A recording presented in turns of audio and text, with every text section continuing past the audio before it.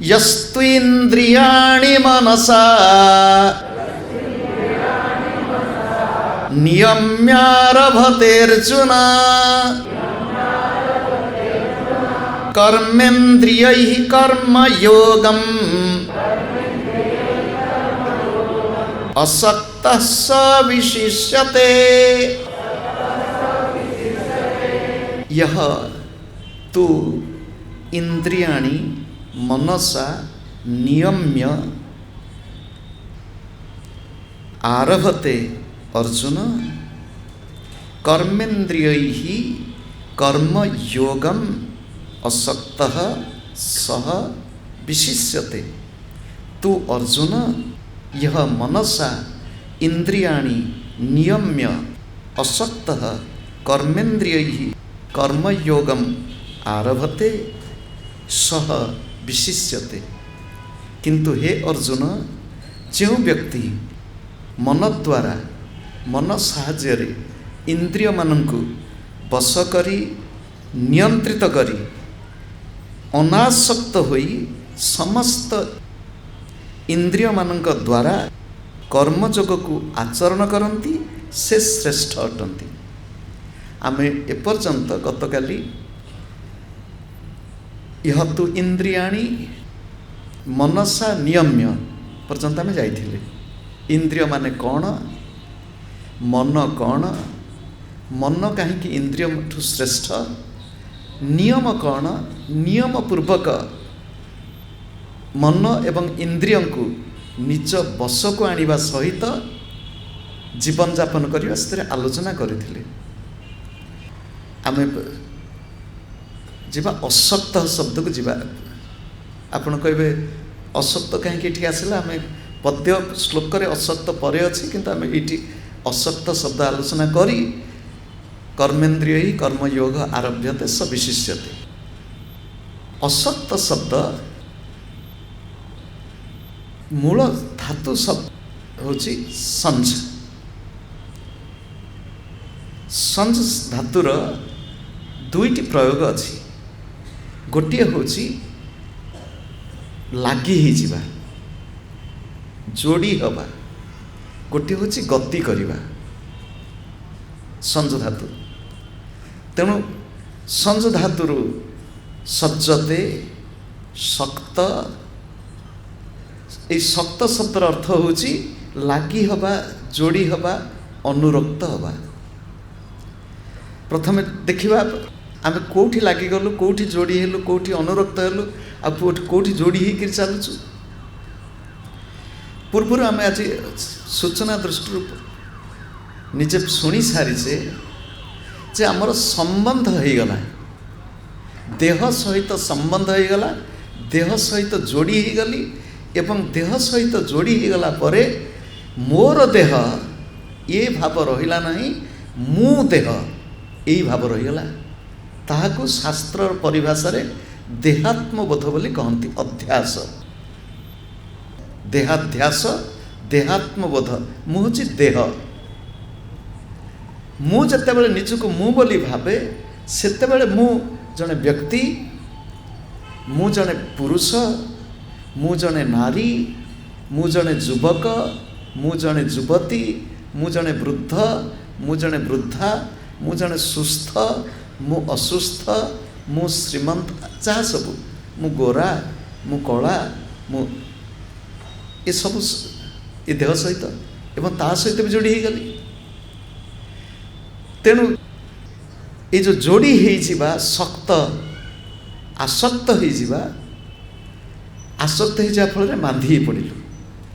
बांधी ही पड़ला फल कौन है ना, आमर जो चेतना विकसित न होई संकुचित हो गला। चेतना विकसित न होई संकुचित हो जाबार अर्थ मु आत्मस्वरूप, मु सच्चित आनंद स्वरूप, मु नित्य मुक्त स्वभावजः, मु ब्रह्म, मु भगवानकर अंश, मु भगवानकर दास, मु भगवानकर प्रिय, मु भगवानकर प्रिय किंबा मु भगवानकर प्रिया। ये टिके खाली विषयांतर ये जो प्रिया कहीदेलु ना आपण भावेनी भगवत गीतार अर्जुन निजक भगवान प्रिया बोली कहते। भगवत गीतार अर्जुन भगवान को प्रिया बोली कहते। आपण कहे कौटी कहले प्रिय प्रियायाम प्रिय जेभली प्रिया को भल पाए एवं तार दोष धरे नहीं से कहते मत क्षमा कर दियो। प्रिय जेभली प्रिया को क्षमा करे ताल तमें ताको भगवान साथ निज प्रिय बोली निजक मन कर। तात्पर्य होची आमर चेतनार विकास न होई चेतना जो संकुचित हो जाए। पिलादिने आम समस्त गोटे गोटे लंठन थिला से लंठन सबुदिन संध्या बेले स्कूल रु फेरी ताकू सफा करिवो। अति कम सप्ताह दिने टिके चून देकी सफा करदेले से काच उठे भल कर सफा हो जाए। लंठन जो फिता जलिब से फिता ठीक साइज करी कटा न तेढ़ा मेढ़ा होते शिखाटा अंका बंका हो। किंतु भितर जदि कला बेसी हो गला से काच भितर कला धुआं रो अंगार आस्तरण सृष्टि हो जाए जहाँफल प्रकाश प्रकाशित हेनी से शिखा जलुची किंतु प्रकाशित हेनी। समस्त भितर से आत्मारूपी दीप शिखा जलुथिले मध्य मनर मलिनता इंद्रियर मलिनता देह प्रति ममता यही बोधरु से चेतनार प्रकाश प्रकाशित हुए नहीं एवं जहाँफल आमे निजको संकुचित संकुचित करी दुख शोक ईर्षा घृणा ये सबुथिरे बांधी पड़ुचु। तेणु सप्त शब्द संज धातुर दुईटी प्रयोग गोटे हूँ जोड़ी हो लगी जेभली गछरे बकल लगी संज धातु हूँ जोड़ी हवा लगी दुईरे हूँ गति करवा। सप्त ये संज धातु खराब नुह मु जदि भगवान के संगे लगी जोड़ी आ भगवान के संगे गति कर भूल कौटी अच्छी किंतु आम भगवान को भूली गलु से भगवान कहते जेहेतु इंद्रिय मान सहित रहिबाकु पड़िबो मन बुद्धि सहित रहिबाकु पड़िबो देह सहित रहिबाकु पड़िबो संसार भितर रहिबाकु पड़िबो जे पर्यंत संसार ब्रह्ममय ये ज्ञान न होईची से पर्यंत तो भीतर अनासक्ति बोध आसु आसक्ति कमु। मोर गुरुदेव कहले आसक्ति खराब कौन आ समन्तात शक्ति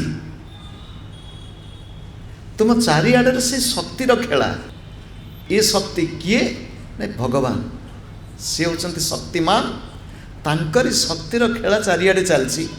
तेणु शक्ति प्रति आसक्ति भूल नहीं माँ प्रति आसक्ति माँ अर्थात भगवती भूल नहीं किंतु बांधी पड़ुथिबा जो आसक्ति शक्ति सहित आसक्ति माँ सहित आसक्ति भगवान का प्रति आसक्ति शास्त्रों प्रति आसक्ति ये आसक्ति नुहे किंतु आमको बांधी पकाउथिबा जो आसक्ति सेठू टिके अनासक्त भाव रख।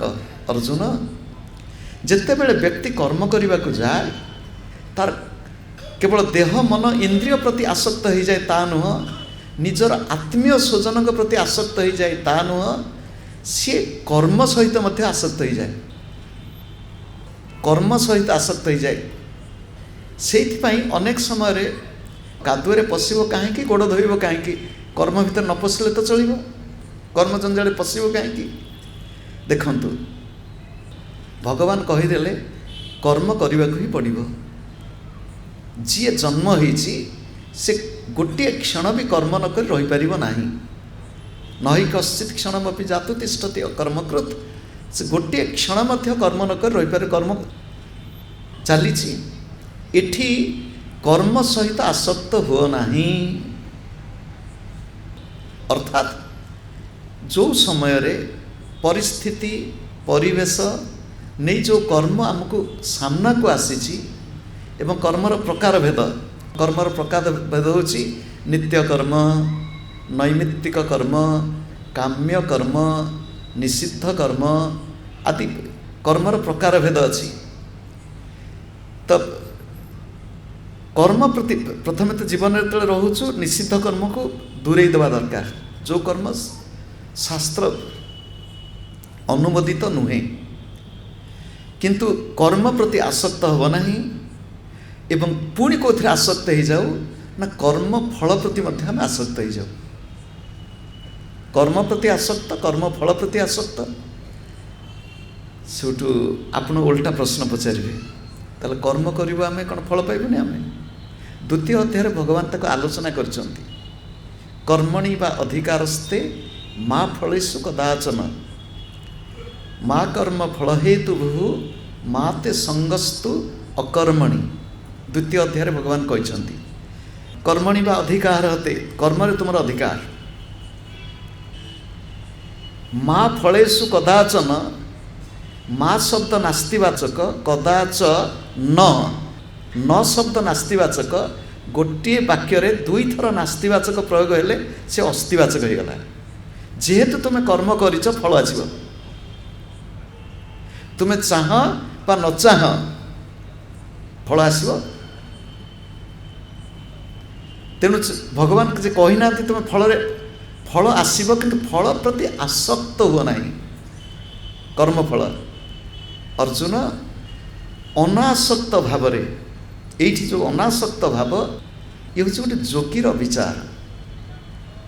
जोगीर विचार हूँ कौन संसार को आसी संसार जेतिक दिन रही सेतिक दिन आनंद रही जो जो कर्म करने को सुजोग आसी ताहा जदि शास्त्र अनुमोदित ताहा जदि गुरुं द्वारा प्रेरित ताहा जदि विवेक द्वारा स्वीकृत ताकु मु करिबी कर्म न कर तो रही हेबनी। तेणु जदि कर्म केमिति करिबी अनासक्त भाव में कर्म कर। एठी भगवान कहउचंती त परवर्ती कर्मेन्द्रियैः कर्मयोगम कर्मेन्द्रियैः कर्मयोगम। एठी कर्म इंद्रिय अर्थात कर्मक्षम समस्त इंद्रिय कर्मक्षम समस्त इंद्रिय मानक द्वारा नहले कर्मयोग जो कहूँ कर्मयोग साधक संसार रे थाई निज जीवन को भगवान को अर्पण करवा निजर कर्म को भगवान को अर्पण पूर्वक काम कर कर्मयोग। तो एठी केवल कर्मेन्द्रिय ताहले ज्ञानेन्द्रिय कर्मेन्द्रिय ही कर्मयोग। एठी आपन को पंचम अध्यायर 11तम श्लोक को आम नहीं जाऊँ। पंचम अध्यायर 11तम श्लोक जोठी भगवान निजे कहते कायेन मनसा वाचा केवलैः इंद्रियैः अपि योगिनः कर्म कुर्वन्ति संगम त्यक्त्वा आत्मशुद्धये। पुणी थर शुणी नियंतु कायेन मनसा वाचा केवलैः इंद्रियैः अपि योगिनः कर्म कुर्वन्ति। इति बहुवचन योगिनः कुर्वन्ति योगिनः कर्म कुर्वन्ति संगम त्यक्त्वा। ये जो असक्त संगम त्यक्त्वा कहीं कर्म करती आत्मशुद्ध आत्मशुद्धि मो भीतर थिबा समस्त मलिनता दूर हो जाऊ। कर्म केमिति करिवि कायेन मनसा वाचा इंद्रियैः तार शरीर द्वारा वाणी द्वारा मन द्वारा मध्य कर्म। शुणु कर्म खाली कर्मेन्द्रिय द्वारा नुह मन द्वारा आ मन द्वारा आम बेसी काम करूँ।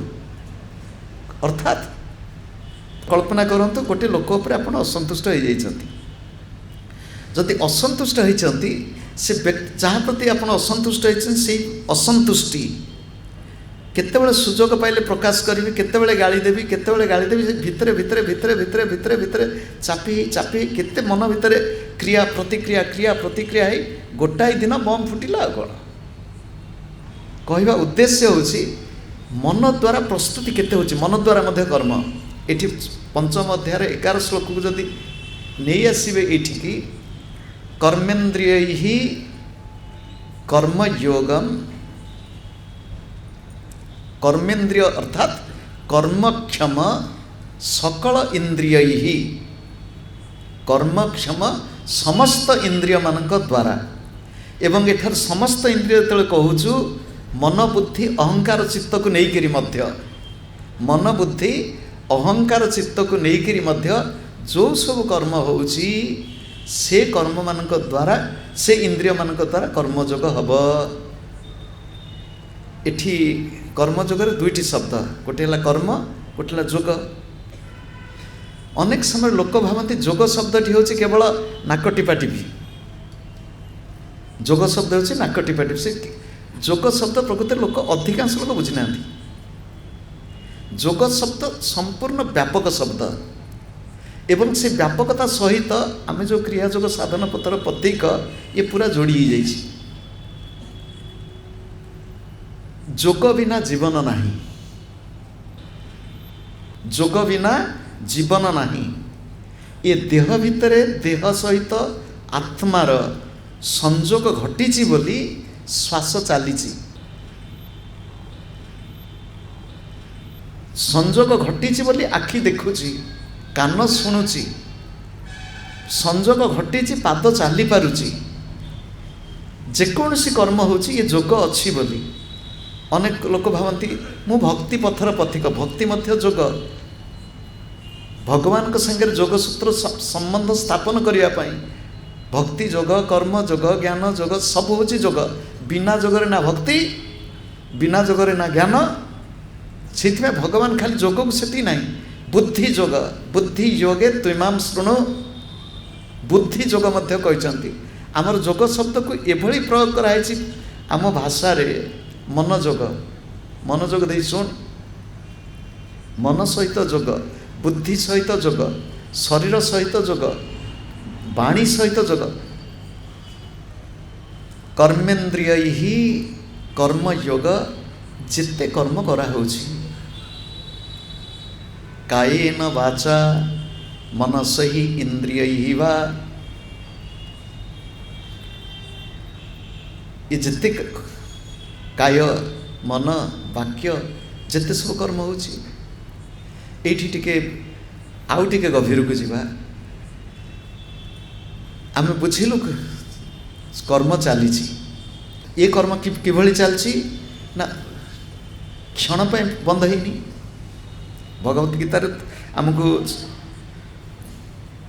5 नंबर श्लोक, ये तृतीय अध्याय 5 नंबर श्लोक भगवान कहते क्षणमपि न जातु तिष्ठति अकर्मकृत, गोटे क्षण मध्य कर्म न कर रही पारिबनी। ताल ये जो कर्मयोग ये भगवान कहते से कर्मयोग किभली प्रतिक्षण भगवान के संगे युक्त होबार सूत्र, प्रतिक्षण भगवान के सहित युक्त होबार सूत्र होची ये भगवान कहते।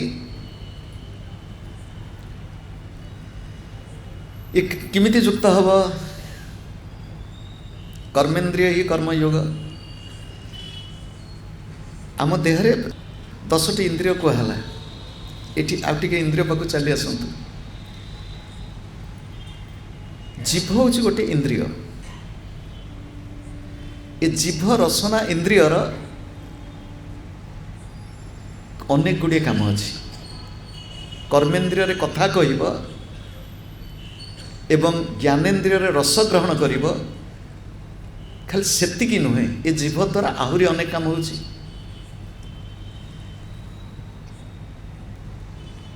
हाथ, हाथ द्वारा आदान प्रदान, एतिकी नुह। गतकाली आमर स्वामी परिपूर्णानंद जी दृष्टांत दे कहते कहले हाथ द्वारा लिखुच, लिखिला बेले हाथ द्वारा लिखा, ये लिखाटा कौ कर्म? ये कर्मेन्द्रियर काम ना ज्ञानेन्द्रियर काम? कल्पना कर। तेणु ये कर्मेन्द्रिय ही कर्मयोग। एठी मन जो काम करुची, मन भी कर्म करुची। कायेन वाचा मनसा इंद्रिय बाहा, कायेन मनसा वाचा केवल ही इंद्रिय ही अपि, ताल मन द्वारा। तो मन जिते काम कर पुणी किमी जोड़ी हेबी भगवान सागरे जोग। साधन जगत रे महापुरुष माने कहती जी श्वास सहित निजको जोड़ीदेव, जी श्वास सहित निजको जोड़ीदेव, श्वास अनवरत चली, श्वास अनवरत निश्वास श्वास रूपेण जीव जपति सर्वदा, जीव जपुची एवं से जपुची मुहरे नुह, श्वास सहित जोड़ी दियो। प्रति श्वास रे मन को ऊर्ध्वमुखी कर रख। आपण भीतर गोटे प्रश्न आसीबो, ताले श्वास सहित यदि निजको जोड़ी देवा, श्वास पर टिके लक्ष्य रखिबा, ये संपूर्ण साधन सूत्र। आपण टिके भल करी बुझी नियंतु। श्वास भीतर को जाउची, श्वास बाहर को आसुची।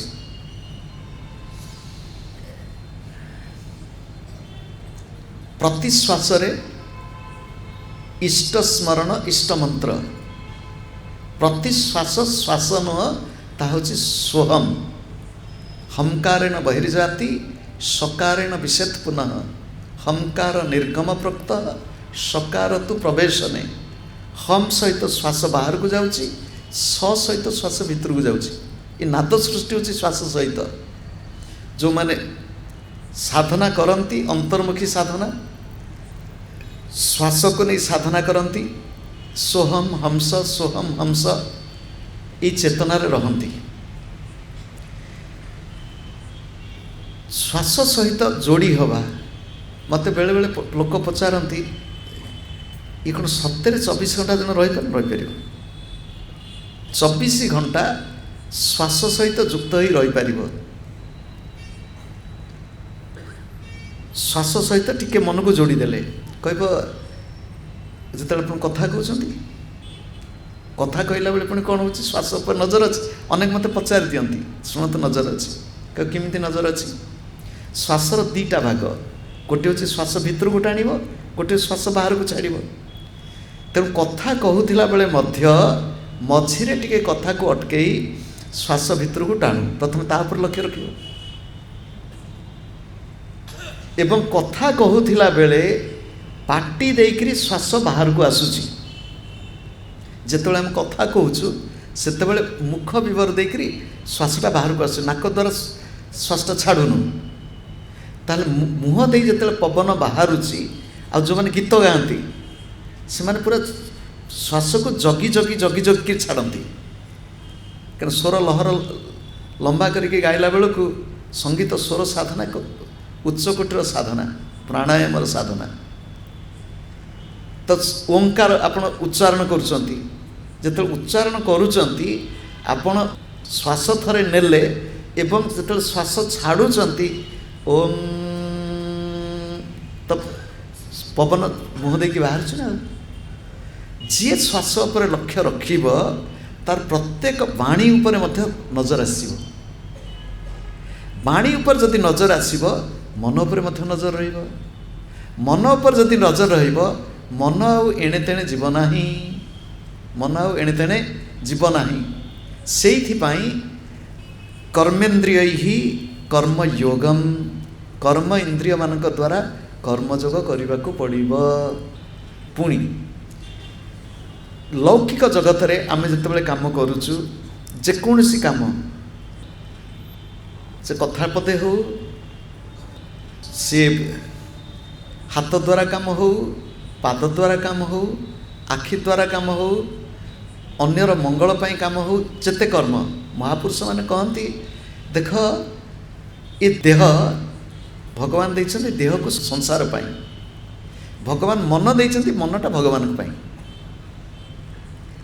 भगवान देह देइछन्ति, देह संसार पाई एवं मन भगवान पाई। देह द्वारा जेते कर्म निज देह रक्षा, देहर जत्न सहित परिवार किछि काम सहित काम समाज पाई मध्य जाऊ। आजिकाली समाज रे लोक मानक भितर समाज राष्ट्र किंबा सृष्टि ये चिंता रोनी। आमे समाज राष्ट्र एवं सृष्टि ता प्रति कर्तव्य आमर अच्छी बोले आम के चिंता करूनु। देखंतु आमर वैदिक परंपरा रे जो ब्रह्मचर्य आधुनिक समाज आम कह छात्र अवस्था, विद्या अध्ययन अवस्था, गार्हस्थ्य, चाकरी काल, बानप्रस्थ अवसर नेला परे आम भितर थिबा शक्ति सामर्थ्य ताको समाज पाई राष्ट्र पाई विशेष करी समाज दुईटी वर्ग, गोटे वर्ग होचंती छोट पिला, गोटे वर्ग होचंती वयस्क लोक। सेमानक पाई आमे जेते काम करि परिबा से अछि निजर मंगल, समाजर मध्य मंगल। समाजर अवहेलित क्षेत्र थिबा लोक मानक पाई जदि किछ करि परिबा। परे सन्यास एठी भगवान देइचंती शरीर, शरीर संसार पाई लागू, मन भगवान पाई लागू। गोटे हिंदी रे भजन, मुख में हो राम नाम, राम सेवा हाथ में। राम सेवा अर्थात राममय संसार। जी तार जीवन को यही भली विचार नहीं कटेई दब, तार प्रत्येक कर्म ईश्वरार्पित हो जीव। साधु सावधान। मोर गुरुदेव कहती, मुखे हरि बोली काजे अन्य करी, भुलाइते करे छलना, आमार हरि बोल बला हलना। शुनेछि पुराणे साधु गुरु स्थाने, हरि नामेर नाई तुलना, आमार हरि बोल बला हलना। मुखे हरि बोली काजे अन्य करी, अतिकम तो मुहरे हरि हरि होउछि ठीक अछि, पुणी काम भी हरिमय हो जिवो। एवं काम किमिति हरिमय हो जिवो, प्रत्येक काम आपण कल्पना करंतु, कहिबे कर्मेन्द्रिय ही कर्मयोग, आपन को पुणी नहीं आसी अत्यंत छोट छोट काम को। पाइखाना रे बसचंती, कर्मेन्द्रिय ही कर्मयोग, सेठी कर्मेन्द्रिय कर्मक्षम। पाइखाना रे बसचंती, दुईटी द्वार काम करछि तळे, सेते बेले मन कोठी अछि, आगे आकड़ पाइखाना भितर भी भगवान को स्मरण करिवु। देखंतु भगवान को स्मरण करिया पई स्थान काल पात्र विचार नाही। भगवान को स्मरण करिया पई स्थान काल पात्र विचार नाही। कर्मेन्द्रिय ही कर्मयोग। पाइखाना भितर ना, हाँ पाइखाना भारी बढ़िया जगह, सेठी कहीं आ विक्षेप नाही, से तो एकाग्रता सहित मन को लगेदेव। जना नहीं कौ समय कार प्राण जीव तो जना नहीं। प्रति मुहूर्त कर्मेन्द्रिय ही कर्मयोगम असक्तः स विशिष्यते। अर्जुन यही भली भाव जे कर्मयोग अभ्यास करती से ही श्रेष्ठ अटंती। से विशेष से होचंती श्रेष्ठ। अर्जुन तते कर्म करिया को पड़िबो। अर्जुन अर्थात आम कर्म करिया को पड़िबो। ये गोटे श्लोकटी मु लिखि आनी, से श्लोकटी आपको पढ़े दूची। श्लोकटी होची वाचा यत् च प्रतिज्ञातम, वाचा यत् च प्रतिज्ञातम कर्मणा न कृतम मया, कर्मणा न कृतम मया सोहम कर्म दुराचारः, सोहम कर्म दुराचारः त्राहि मां मधुसूदन, त्राहि मां मधुसूदन। आउ थरे मैं गाई दूची। वाचा यत्स प्रतिज्ञातम, मु शुणिकी हो पढ़िकी हो वाणी द्वारा हो मु जानी। वाचा यत् च प्रतिज्ञातम कर्मणा न कृतम मया, किंतु मु कामरे करी नाही। कर्मणा न कृतम मया सोहम कर्म दुराचारः,